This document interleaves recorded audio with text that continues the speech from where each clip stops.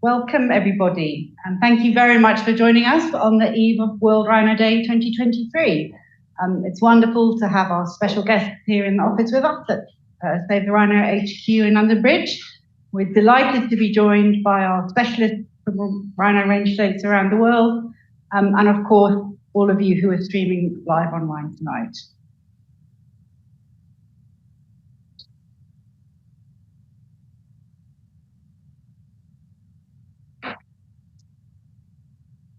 So, of course, I think we all recognize that solving complex problems such as those associated with rhino conservation really require collaborative effort, strong partnerships of different people with different skills working together. And so we're really delighted that this evening we're bringing together a range of close colleagues and friends, in fact, from partner organizations around the world to share their knowledge in different places and give us an update and a reflection on where we're at with rhinos in 2023. So maybe let me just introduce myself. My name's Jo Shaw. I've been working in rhino conservation for about 25 years now. I actually began my career here as a volunteer at Save the Rhino in the late 90s. I've worked in mainly southern, also Eastern Africa for the last 25 years on a range of biology, wildlife trafficking, wildlife conservation projects. And in just July this year, I was delighted to move back to the UK and take up the role of CEO here at Save the Rhino International. So I'm just going to begin by setting the scene with a little bit of history, a bit of background of where we've come from before we hand over to our speakers for their latest updates. Tonight, we're going to be talking about all 5 of the rhino species around the world. And if we look kind of across their trends, across their populations in different places over time, there are some common threats and challenges. If we think about where we start to begin to understand patterns of population trends around the turn of the 20th century, initially there was issues around loss of habitat for rhinos. This was often because good fertile areas were being converted to agriculture, to forestry, and the land use was converted so that it wasn't suitable for rhinos anymore. But in fact, in many places in Africa and Asia, the rhinos themselves were actually being shot and extirpated to clear the land for agriculture. Of course, we also know that rhinos were being illegally killed for their horns, and that the demand for rhino horn, partly for traditional Chinese medicine or a range of different traditional Asian medicine uses, has long been a problem. Rhino horn has also had ornamental uses, primarily in dagger handles and jambias in Yemen. In more recent times, we've seen shifts in demand for different kinds of uses as different kinds of products in different places. Most recently, Vietnam, this kind of status symbol. Seems as though there's a lot of more ornamental use in beads and bangles happening at the moment, as well as ongoing trade in powder. So these key threats are really underpinned by a few common secondary influences. We see more rapid loss of population in areas where there's war or civil unrest, ease of access to weapons, and broader breakdown in the rule of law. And we also know that rhino conservation requires real commitment and investment. So in places where that's lacking, whether that be from a local level all the way up to the highest political will at a national engagement, it makes rhino conservation much more challenging. So if we think about those 5 rhino species I've mentioned, often they are split into different subspecies or different ecotypes of rhinos that have adapted to different areas or geographies. And sadly, even in quite recent times, we have lost a number of those. A number of those subspecies have gone extinct. There was a western ecotype or subspecies of black rhino. The last of those were found in Cameroon. They were very sadly announced extinct by the IUCN in 2011. Also in 2011, the subspecies of the Javan rhino that was found in Vietnam was also very sadly pronounced extinct. Another Asian subspecies that had been found in Sabah in Malaysia, again reached very low numbers and was ultimately pronounced extinct just in 2019. And then the northern white rhino, which we can see here, the last wild population of this species was found in Garamba National Park in the Democratic Republic of Congo. Many of you will know that there are still 2 female individuals of this subspecies, which came from the zoo and are found in Kenya. But this subspecies is functionally extinct with only 2 females left. Although excitingly, in June this year, there was a population of southern white rhinos that were reintroduced back into Garamba. So I think what's striking to me listening to this is we tend to perhaps think of extinction as a big bang, as this dramatic event. But in reality, it's more of a whimper than a bang. We get down into very low numbers remaining of the species, fewer and fewer individuals are seen over time. Eventually the sightings stop and the animals are gone. But it's not all bad news. You know, over these timeframes and even longer timeframes, we've seen some stories of really remarkable recovery of rhinos. Perhaps the best known story is that of the southern white rhino.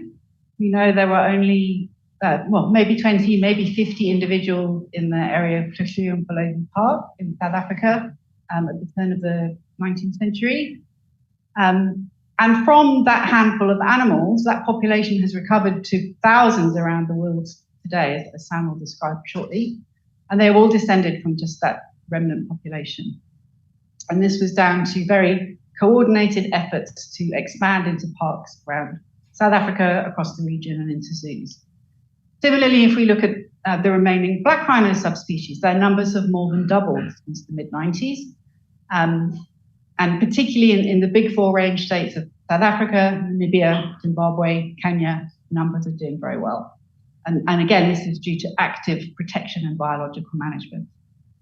Finally, we can see a similar pattern in the greater one-horn rhino in India in the fall, and Virpav will be talking to you more about that. So as we reflect, as we come up to date, as we reflect on the eve of World Rhino Day tomorrow, where do we stand? Many of the threats remain the same. The demand still exists. The organized crime networks who are involved in trafficking wildlife products become ever more embedded and sophisticated. There's still huge pressure for safe space for land for rhinos, and I think if we look at the projected increased trajectory of human populations in coming years, particularly in Africa, this is going to become increasingly challenging. Keeping rhinos safe, protecting rhinos is very expensive. So sustainable financing is always important for conservation, but is particularly a challenge for rhinos. And I think we're all becoming more broadly aware of not only the climate crisis facing us, but also the broader biodiversity crisis. And who can really predict how increasingly unpredictable and extreme weather events will impact rhinos, their habitat, their food, water, and competition for those resources with other species, including us. So I'm going to hand over now to our first speaker for the evening. I'd like to introduce Dr. Sam Ferreira. Sam is an ecologist with many decades of experience in conservation. He's worked on everything from killer whales in the Antarctic to seabirds in New Zealand. But he's probably best known for his work with large mammals in East and Southern Africa, and particularly with their linkages to people and conservation. And for the last 2 years, Sam has been the scientific officer for the African Rhino Specialist Group, and he's joining us tonight to share some brand new rhino numbers. Welcome, Sam. Thank you so much for joining us. Thank you, Joe. I just confirm that everybody can hear me. Affirm. But no, thank you, Joe, and it's absolutely wonderful to have this opportunity to share some good news for a change with rhinos. And yes, I will speak a little bit about the African rhinos. Those are southern or white rhinos that you're seeing on the screen there. And the African Rhino Specialist Group, do have opportunities to facilitate aspirations of Africa to have many more rhinos, or at least have rhinos like closer to what they were before. And of course, Africans also be very proud about their particular rhinos. And what has happened in the last year is that in 2022, for the first time since 2012, a decade ago, the number of rhinos in Africa has actually increased, despite the increased poaching losses. Let's chat a little bit about the poaching space, or the poaching happenings in the last few years. So this table gives you the global trends in African rhino poaching since quite a while back, 2006, but rather focus on the last three columns, which is the last 3 years. And certainly, South Africa still remains a country where the largest number of rhinos are being poached. It's also the country that has got the largest number of rhinos, with about just under 450, more or less similar to what it was in 2021. The concern is that a country like Namibia has actually reported a substantial increase in rhinos. And overall, rhinos poached, and overall, the continent has also reported an increase. But when you look at where it was in 2015, I think 1,349 rhinos poached on the continent compared to 561. There are certainly some downwards trends in the number of rhinos that are being poached. But of course, when people see these kind of reductions, they often reason that there are fewer rhinos to be poached, and that is why the number of rhinos are going down. So we did have a look and say, what is the poaching rate? So poaching rate is the number or the percentage of the population, the continental population poached each year, since in this case, since 2006. And as you can see, the percentage of poaching rates increased and was the highest roughly around about 2015, around about just over 5% of the continent's rhinos being poached. But since then, there has been a gradual decline, and by 2022, we had 2.5% of the rhinos poached, half of what it was at the peak of that particular poaching period in 2015. Now, one of the important things that we could also learn is that if we looked at the population growth rate of rhinos, so what percentage of rhinos are added every year, and we compared that against what the poaching rate is, a very important realization came to us. And that is at roughly about 3.5% poaching rate. So that's where that line crosses, that broken line crosses the horizontal dark line. That's the level that you will actually get the population to increase, or at least be the same as the year before and increase. So if I have anything below 3.5%, and the reason for that is that there are also other rhinos that tend to die if you lose a cow. For example, a calf that is dependent on a female or cow will most likely also pass away. And then the other effect is that if a rhino cow dies or poached, you lose effectively all her future calves. On average, for white rhinos, that's about 4.5 calves in future. So just to give you an example. So what does these things mean to us? Given that we have 2.5% poaching rate last year, we should expect some increases. And in fact, this is what we see. On the slide is the total or illustration of the number of rhinos since the 1970s. And yes, as you can see, as Joe has highlighted, it declined quite substantially until the mid-1990s. And then we had an increase, and then recently, the last decade, there was a decrease again. And right at the end there of the graph on the right-hand side, a beautiful little blip of how the numbers are busy increasing. So when you look at the African species, black rhinos are just on about 6,500, and they increased at 4.2% from last year, from 2021 to 2022. White rhinos are just under 17,000, increasing at over 5.5%. leading to about 23,200 or 23,300 odd African rhinos. On top of these ones in the wild, there are also some rhinos in zoos. So, for example, 391 black rhinos in zoos and 1,243. So by the end of 2022, the world had collectively just under 25,000 African rhinos. And I think this is a good news to celebrate, but we also cannot expect to just celebrate, because there are some other constraints and things that we need to remember. We need to stay vigilant, and some lessons are important, particularly when people are working together. There are rangers and authorities and NGOs and private industry that are doing exceptional work, working together, achieving this particular outcome that I think is wonderful, and a reason to celebrate, at least for African rhinos, on World Rhino Day. Thank you, Joe.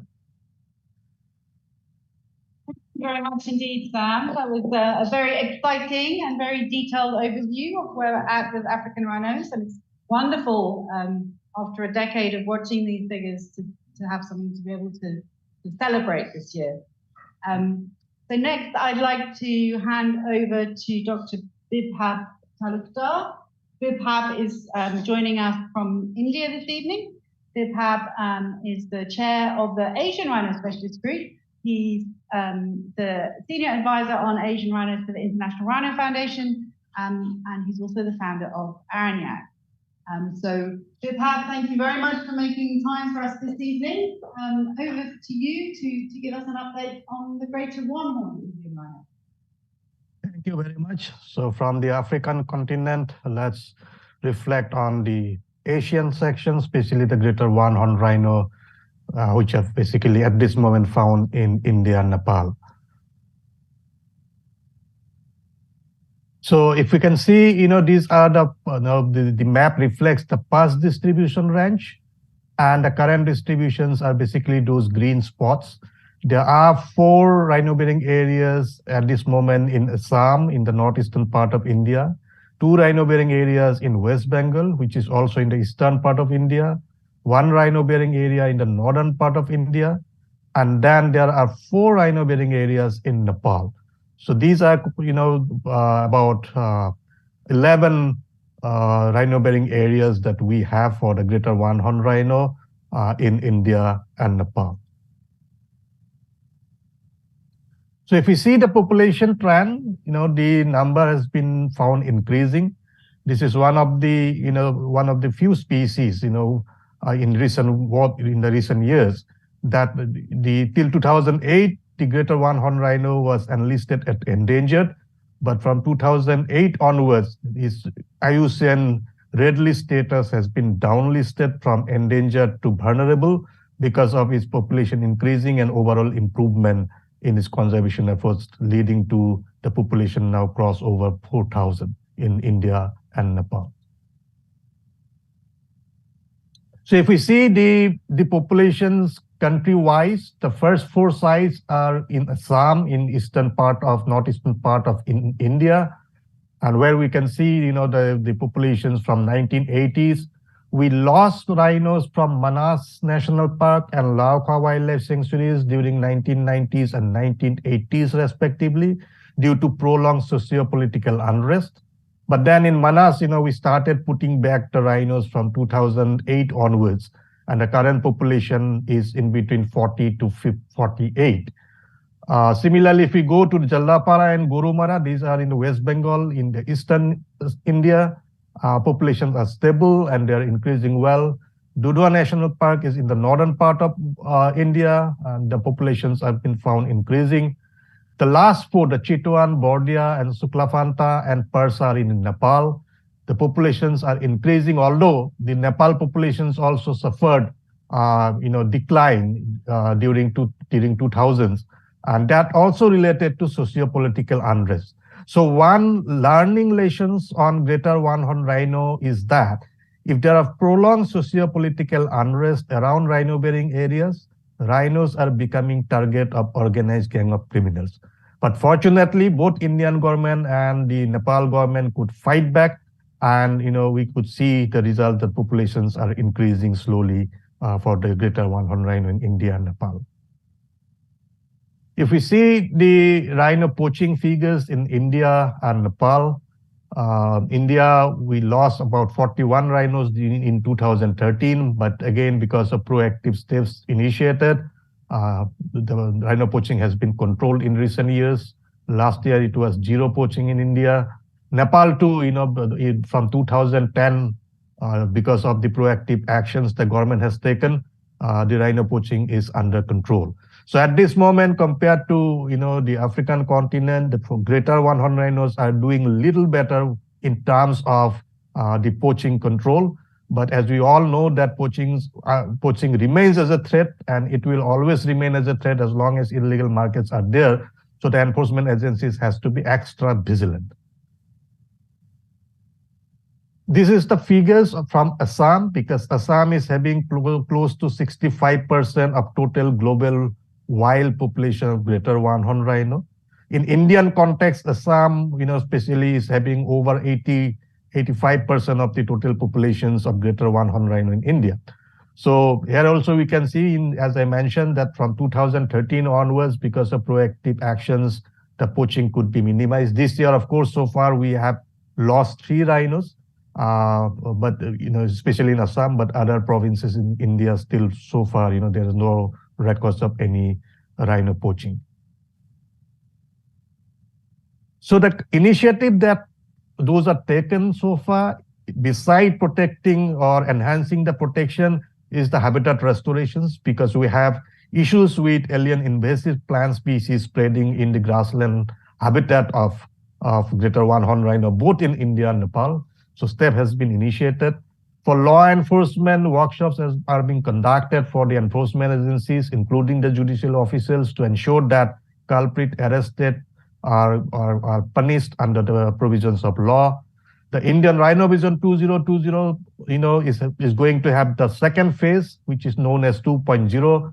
And in the second phase, some more rhinos will be translocated. And this time, Laukwa Wildlife Sanctuaries are going to get some rhinos from other parts of Assam. And for future translocations and expansion, even in pan-India, there has been some plan to exchange, rhino populations within India.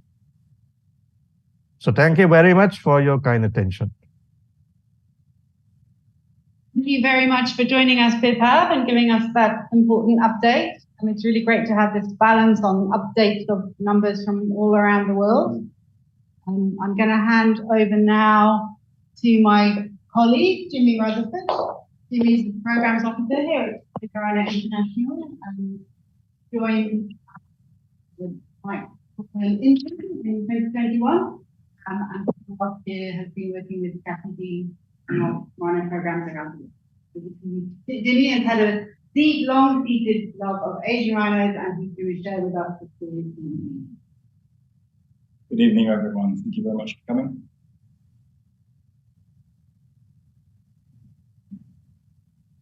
So I'm going to round up the population updates themselves with the final 2 species of modern rhinos, the 2 Indonesian rhinos, the Javan and the Sumatran rhinos. I think it's very important to emphasize that while the populations of the other species number in the thousands, these 2 species both number in the dozens. So I'll start with the Javan rhino. Today they're only found in Ujung Kulon National Park, which is a park established in the west of Java, on the very, very, very western tip of that island. And in the 1960s, there were only around 25 individuals left. Today, the official estimate is that there are 76 individuals remaining. But in the past, it wasn't always like this. The species was once found throughout much of South and Southeast Asia. However, by 2010, when unfortunately the carcass of the last Javan rhino was found in Vietnam, as Joe mentioned earlier, this left the last animals in Ujung Kulon as the only representatives of that species. And I will also emphasize that based off these maps here, so on the left-hand side, you'll see a red dot, and that is the point at which the Ujon Kulon Park is located. And then on the right is the zoomed up picture of that. The peninsula itself, where those rhinos are located, is only about 300 square kilometers.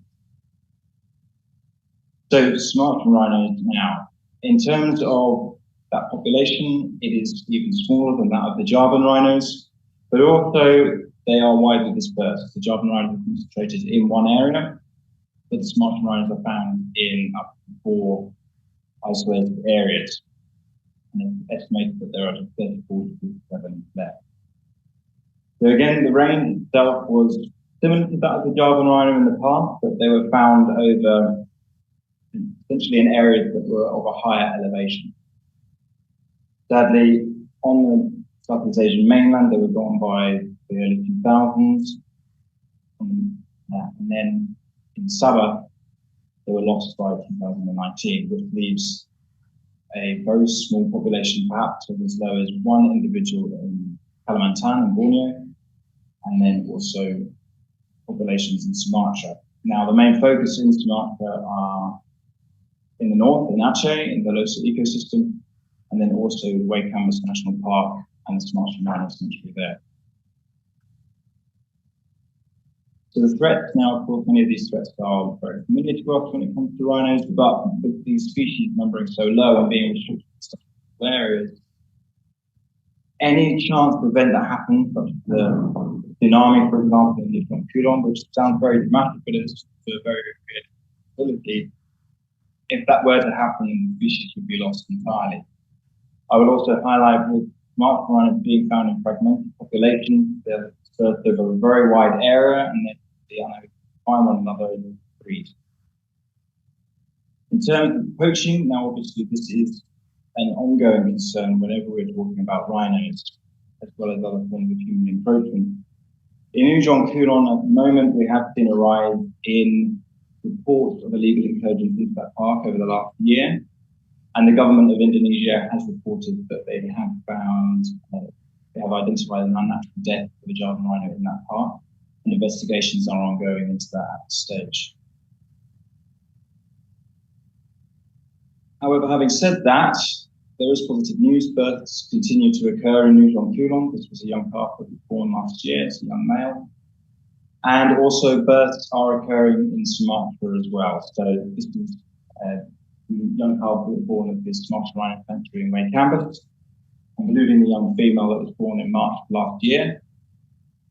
The plan is to essentially establish other facilities, and in the north of Sumatra, I'm very happy to say that the progress going on there, we are hoping that that will be completed by the end of this year, sanctuary in the Lotus ecosystem.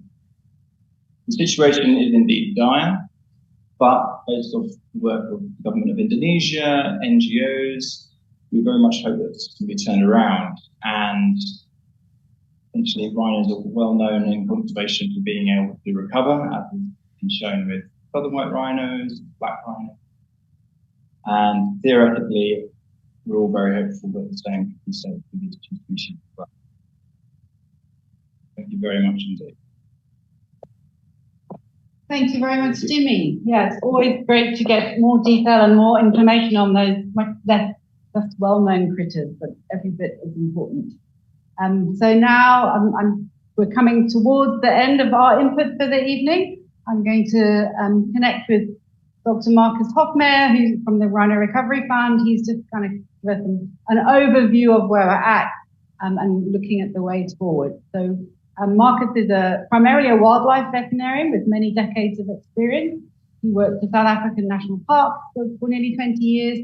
After short stints in the UK and in Botswana, he's now based in South Africa, where he's director of the Rhino Recovery Fund for the Wildlife Conservation Network. Welcome, Marcus. Thank you very much for this opportunity, and I am very glad that I can speak after all the astute speakers that came before me. So I think just to consolidate the lesson so far, the good news that Sam shared with us is that the white rhino numbers are up for the first time in a decade. And obviously it's very important that we consolidate that. Sorry, just the previous slide again. And we need to also make use of the opportunity where African Parks have bought the Platinum Rhino project. That's almost 2,000 white rhinos that are now going to be available for rewilding. It is probably one of the best opportunities to enhance the white rhino rewilding and growth in a short period of time. So very good news for white rhinos, but we obviously cannot be complacent. They're very easy to poach and require continued law enforcement and relevance to society efforts. Black rhinos still are critically endangered and very low numbers, but they have recovered reasonably well in the last decade despite the poaching. And one of the things that's really important to make sure we do with black rhinos is we need to continue to create new populations responsibly, and that means putting in a good founder population all together at once. They're socially very complex animals, and you cannot sort of trickle feed them into a reintroduction program like you can do white rhinos. That's very important that we learn from the lessons that have been learned in the past and work together collaboratively to actually grow their numbers quickly. Same applies for the greater one-horned rhino. It's very critical that the growth is continued by sharing and expanding parks to which they go, because you cannot contain a large number of rhinos in a small park forever. You do then start seeing slow growth, and you still have the threat of poaching. So we want to establish additional populations. Then we come to the last and two rhino species that are in Indonesia only. As Jimmy has pointed out, the situation in fact is very dire. The Javan rhino, if we can protect Ujung Kulon National Park where the last population occurs and potentially expand some of the rhino habitat, we can certainly make sure that they can still survive into the future, but it is a precarious situation and they do need proper protection there. The unnatural death that was spoken about is very concerning, because every rhino that's lost now in this population is of significant stations. The same holds true for Sumatran rhinos, where they're only occurring in free-range situation where they can still breed. The northern tip of Sumatra, that ecosystem is of value not only for the rhinos, but it's only the only place on the planet where there are still rhino, Asian elephants, orangutans, and tigers existing in the same ecosystem. So if we can protect that landscape, hopefully we will see a slow recovery of those rhinos.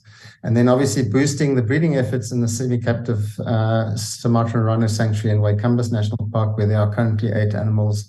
Hopefully some more will be added in the near future. What we have seen now from some of the discussions that we've had before is that we have to make sure that rhinos must remain relevant to people at a local, national, and a regional level. If we do not do that, we will continuously have the threat of poaching. So we wanted to make sure that our programs and our support goes to projects where people generally are very clear about wanting to protect these rhinos. They're very, very susceptible to poaching. It's easy to poach rhinos. So if you don't have a blanket of people around the parks where they occur that are stewards of those rhinos, you are going to struggle to maintain a safe space for rhinos. So, always understanding the rhino value to society is good. It doesn't always happen that every person in a country is proud to be the custodian of rhinos, and that needs to probably be addressed quite strongly. And another very important thing is to learn from each other. There's certainly a lot of experience being gained in Africa, and we talk regularly now with our Asian colleagues to transfer some of that experience. And then we also have seen now both in Asia and in Africa, corruption and organized crime compromise rhino conservation, and it's a very serious situation. That's partly the reason why, particularly in South Africa, the rhino decline was so bad in the last 10 years, because there's so much organized crime in the country, and it's almost impossible for people that work in parks to combat this if you have a lawless environment around the park. In Africa, dehorning has shown to be a stopgap for the time being. It's certainly not a long-term solution, but in Kruger National Park, for example, where there was significant poaching up until recently, they've shown that with dehorning, you can, by removing the acid from the rhino, you can actually slow the poaching rates down. But as we point out very clearly, this is an African solution. It's not something that can be done in Asia. And for all of us to work together, and that's what we're doing together as funders and as implementers, is to have the primary goal to have free-ranging breeding rhino with horns on, playing their ecological roles and living in safe landscapes. And that needs a holistic approach. So there's hope for the future, and thank you for being part of this audience tonight. Fantastic. Thank you very much indeed, Marcus. I think that was a great summary of everything we've heard this evening. Lots of take-home lessons there about what a multifaceted problem this is. Yes, absolutely, rhinos need protection. We've got to stop poaching. And we can see increasingly in Africa and also in India and Nepal that some of those poaching losses are starting to come under control. That's wonderful. But at the same time, let's not forget how important biological management is, how we need to be actively growing numbers so that rhino populations can recover. And making sure we share those lessons and learnings between each other. I think we're going to move over to a question and answer session now with the audience. I don't know whether any of the speakers have any other thoughts to add in summary before we open up to questions from elsewhere.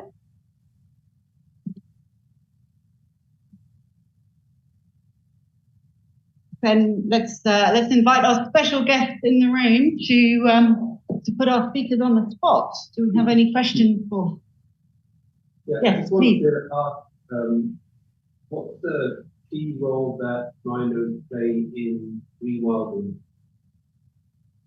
What's the Probably key? different, maybe in different areas. What they're keystone species, but what is it? How does their behaviour? What is that key role that they're playing? Yeah, absolutely. Yeah. Maybe we could start with Sam. Sam, do you want to talk about the ecological engineer role of African rhinos? Yes, I certainly can, and that's a good question. It's probably the value that most people would like to know first. And yes, certainly, both African rhino species, black and white rhino, has got abilities to change and dictate how landscapes look like. So, for example, if you have decent densities of white rhinos, so decent population sizes, they graze quite substantially. So they start creating these grazing lawns.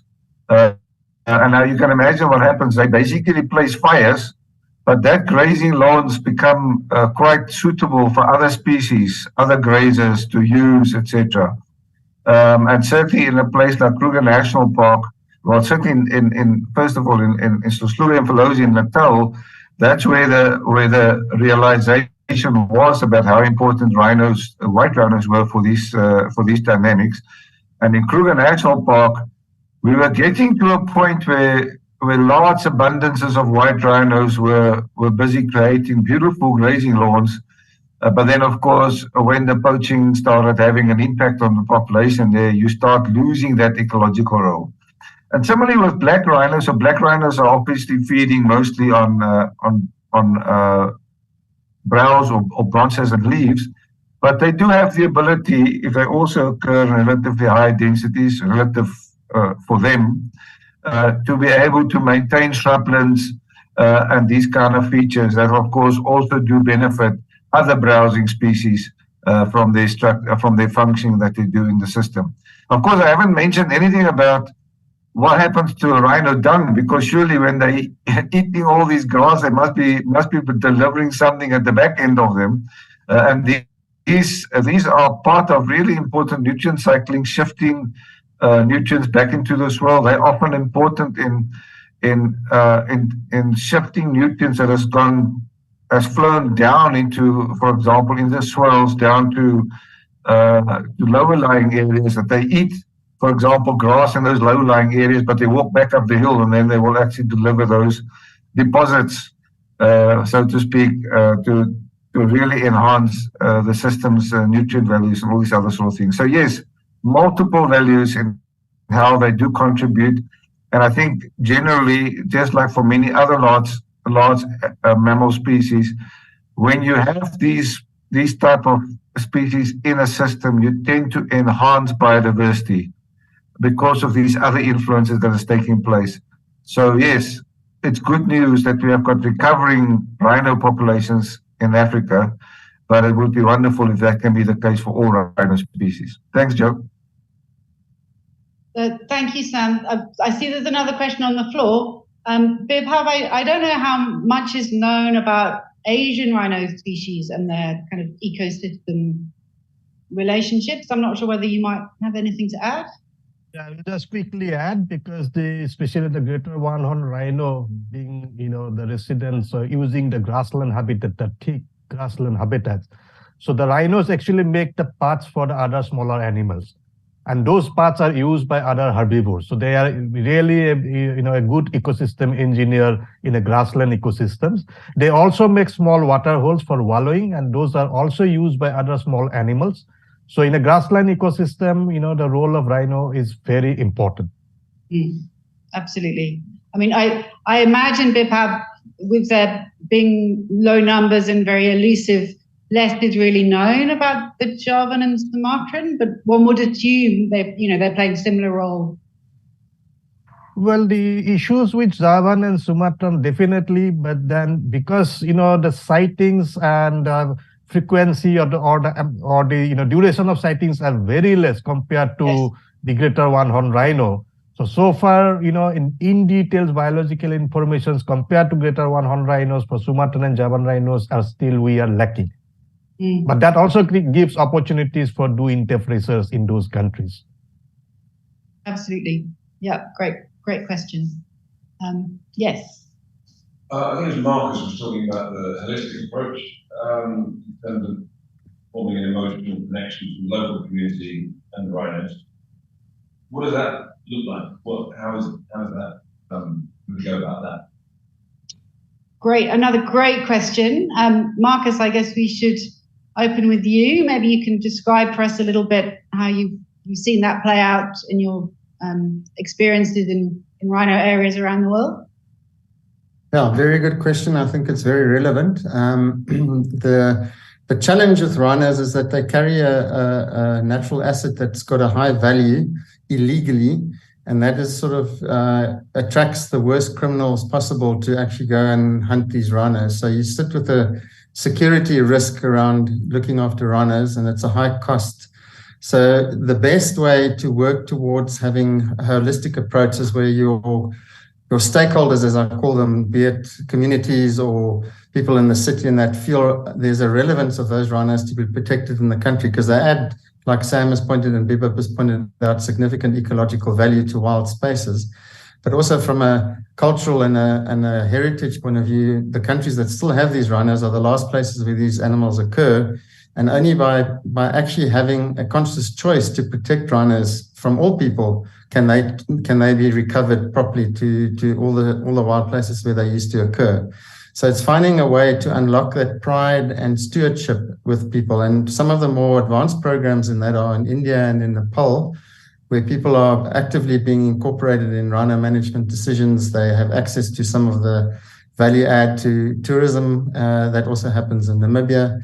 And in areas where there's a lot of unrest, like in northern Kenya, rhino security has increased the security of local communities living in and around those landscapes. So there's various ways in which this can be unlocked.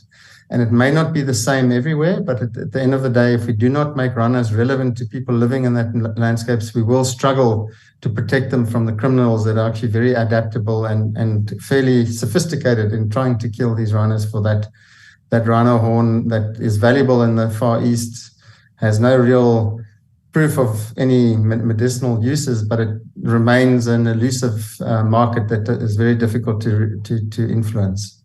Thank you. Thanks, Marcus. Yeah, great answer. I don't know if any others have any other thoughts on that. I see there are more questions in the room.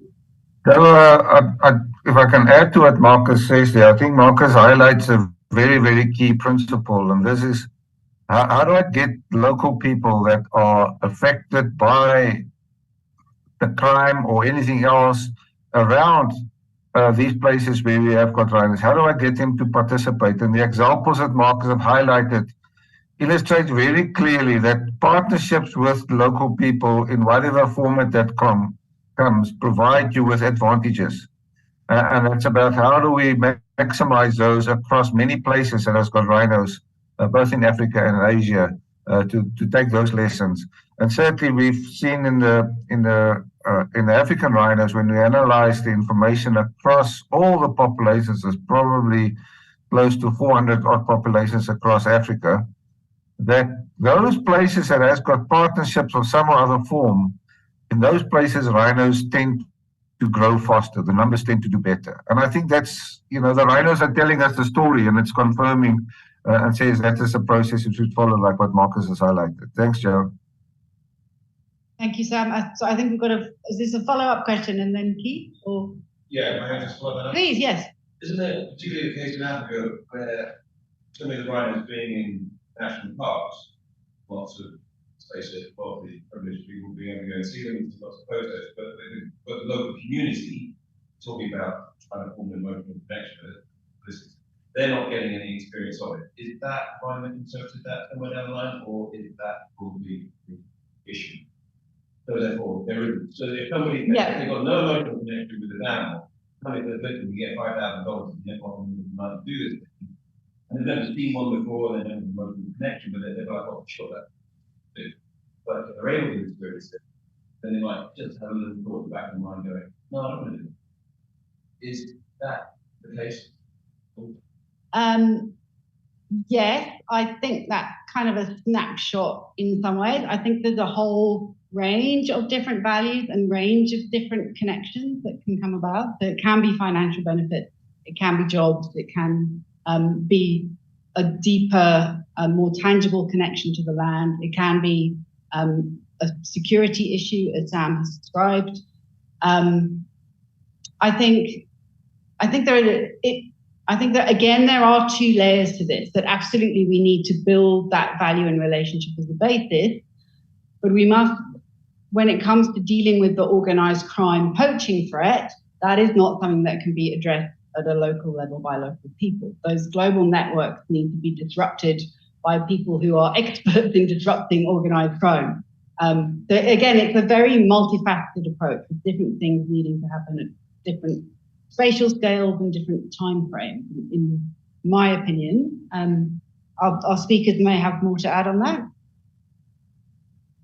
Joe, if I can add, I think one of the critical things is the diversity of values that one have to have, and perhaps the biggest challenge or a challenge was that people, not especially local people, has not necessarily have had access to some of the values, particularly some of the cultural values. I was recently chatting to some local people in South Africa, and it's simply having access to rhino dung because it's part of medicinal processes that they will use, etc. And I think those are the important ones that one have to realize to provide opportunities that all values that people have got, and most of the time it is not monetary, that those things are accessible to people. And that's exactly what Marcus has said. It then makes rhinos relevant to society.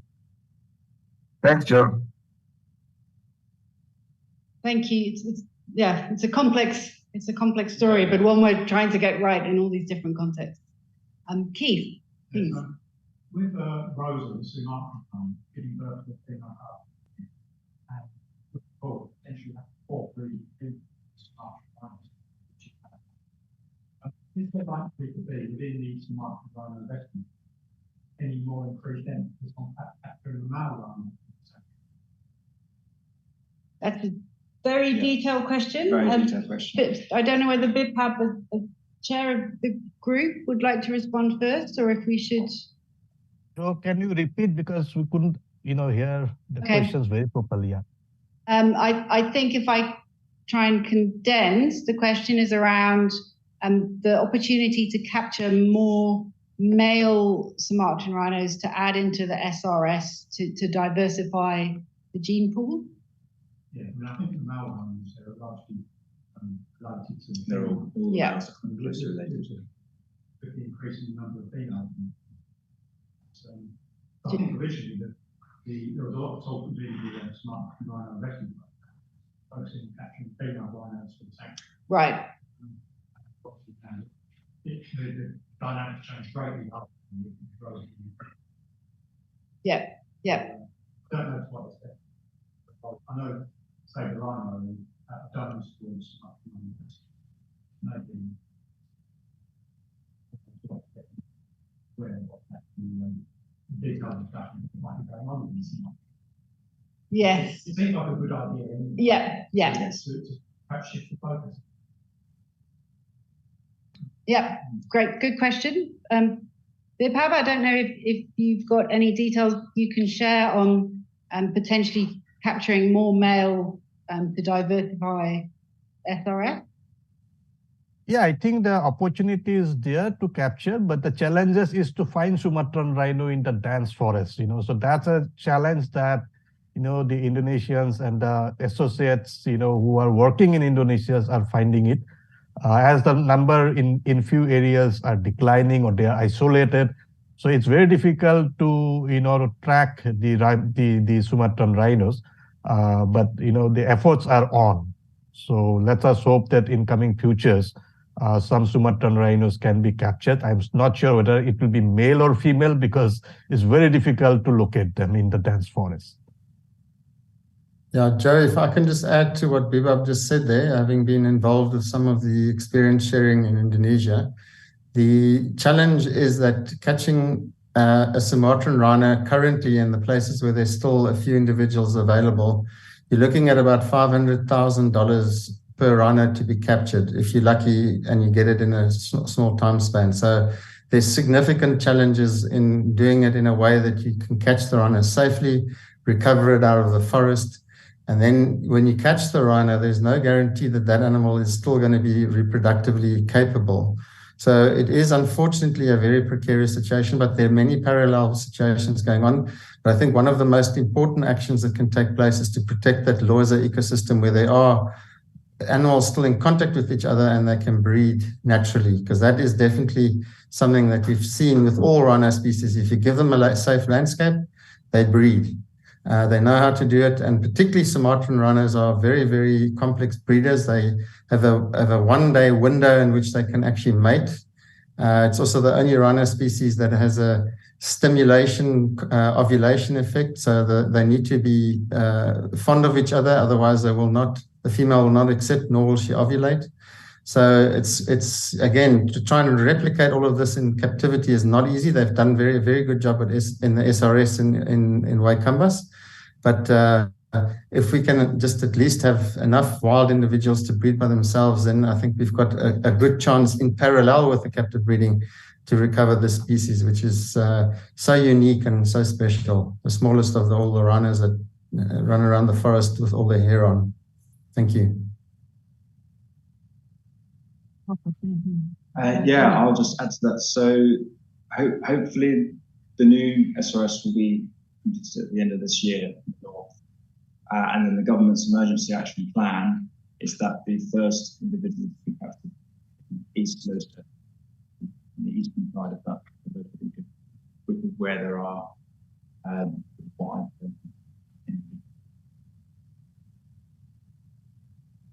Great question. Thanks, Keith. I don't think we've got anything else to ask in the room. Vasily, do we have questions online? Yes, we do. So we have a question from 7 Idols. The question is, what can be done to help Indonesian rhinos? Are there any recommendations for us lay people? Sorry, us lay for lay people. Again, maybe we should open the floor perhaps to Bipab. I don't know whether you want to lead us on our primary recommendations for Indonesia? Well, I think, people's voice always matter across the globe, so but the voice, if becomes stronger, I'm sure, the conservation measures can become even more stronger. So let's put the effort, wherever we are, in order to, ensure that, the better days for Sumatran and Javan rhinos are coming very soon. Yeah, I think that's always a great answer, actually, Bipab. People may feel that as an individual, there's not very much that they can do, but your voice is powerful, and letting people know that this is something we're concerned about can absolutely play a role. And Joe, if I can just add to that, the Save Rhino International Rhino Foundation, Rhino Recovery Fund, and WWF, WCS, there's a number of NGOs that are working with the Indonesian government and the implementers to try and help them with funding, because the funding is a big thing. There's a requirement, for example, to at least have $25 million available to protect the Loiza system for the next 5 years. Those funding shortages can only be met by the donors that are generous enough to do that, because the governments of the day generally don't have the funding to do the protection at the level that it needs to be done and to protect those landscapes. So we're always grateful for all of that financial support from donors. Thank you. Absolutely. Very good point. Thank you, Marcus. Another question from Amanda. How do parks with sustainable rhino population create wildlife-based economic opportunities for local communities? Do we have any? Just repeat the question. I didn't hear very clearly. Yes. How do parks with sustainable rhino population create wildlife-based economic opportunities for local communities? Okay, I hope I've heard anything correct. I can speak from the African case, and there are many ways in how they can do it. I think the real critical requirement is you need to have the discussion with the local communities. No use you decide and design programs that people hasn't even had a buy-in. It's like somebody telling me from today, I am a heart surgeon, and I've never had any experience in doing any heart surgery work. So I think that's a very important element, that you need to engage with the local people on how those benefits can happen. Having said that, there are many ways how benefits can happen. And yes, in many large parks in Africa that has got rhinos as part of the suite of wildlife species, obviously there are many career and job opportunities that are linked to ecotourism and those kind of activities that are happening. Thanks, Joe. Yep. Great answer. Thank you, Sam. Any more questions streaming online? Anyone in the room? Any last reflections? What would you like to see as our highlight for 2024 for rhinos, colleagues? Shall I start? Yeah. Well, I think that if we can continue with the trend that we have observed for African rhinos, it would be a wonderful outcome. I think we've all seen some initiatives or some patterns in the COVID year, and then of course after the COVID years we start seeing things go the other way again. I do not hope that we have a 1 year of good success and then we have setbacks. And this is why I think we need to remain vigilant and continue to support the various initiatives, but also take those lessons to heart for some of those lessons that Marcus has summarized for us. Thanks, Joe. Thanks. Any more wishes for 24? Yeah, if I can quickly come in, I think it's very important that 2024 we consolidate the wins that we've had, but also for everybody to understand that if we as people don't decide to protect rhinos and save them from our wildlife criminals, they will have no defenses. So they are a species that if you get conservation right with them, we will certainly know that many other species are protected at the same time. So as a flagship species, they are actually a good indicator of how well you're doing at a local, a national, and a regional level. So I'm hoping that that trend will increase going forward, and collaboration and lessons sharing will be the norm rather than the exception. Thank you. If I can quickly, yeah. If I can quickly add, the rhinos and peoples, they are always relationships, and communities always act as a second line of defense. So I think we need to, engage communities as much as possible in order to secure the future of rhinos in 2024. Jimmy, Any thoughts for the next year? Yeah. I hope this progress continues to be made. We at the Rhino, we have the opportunity to work with some amazing people out in the field, and there really is some incredible work going on. So I'm looking forward to it. Fantastic. Thanks, Jimmy. I think just to recap Marcus's point there, these rhino species are really important, not just of themselves, but because they epitomize the two greatest threats facing biodiversity. They're very highly threatened by illegal wildlife trade and wildlife criminals. They also need these large, safe landscapes to live in. They play this almost unique indicator role. So if we can implement effectively these multifaceted projects that we need to protect them, disrupting the criminal network, working together with people on the ground, continuing biological growth, and then hopefully this time next year we'll have even more good news on rhino numbers to share with you. Thanks very much to our friends who've given up their evening for us. It was a real honor to have you join on screen. Thanks very much to everyone who's given up their evening online. We really, really appreciate your interest and support. And thanks for joining. Thank you, Joe. Thanks, guys. Have a good evening. Have a good one.